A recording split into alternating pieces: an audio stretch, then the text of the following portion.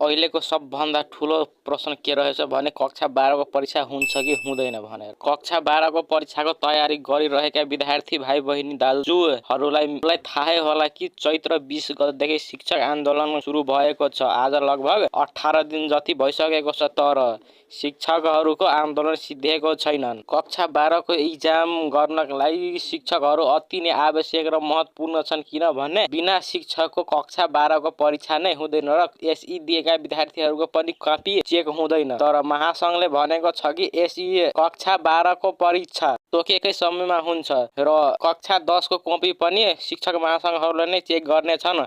यदि शिक्षकहरू नै आन्दोलनमा बसेका छन् भने कक्षा 12 को परीक्षा कसरी लिने होला र कक्षा 10 मा जो विद्यार्थी भाइ बहिनीहरूले एसई दिएका छन् उनीहरूको कपी कुन शिक्षकले चेक गर्नेछन्। यदि यसरी नै शिक्षकहरूको आन्दोलन चल्नेछ भने यसपालि जम्मा 5,53,000 जना विद्यार्थी प्रभावित पर्नेछ। च्यानलमा नयाँ हुनुहुन्छ भने च्यानललाई सब्स्क्राइब गरी भिडियो लाइक गरी भिडियो शेयर पनि गर्नुहोला र यस्तै लेटेस्ट न्युजहरूको लागि हाम्रो च्यानलमा डेली भिजिट गर्नुहोला।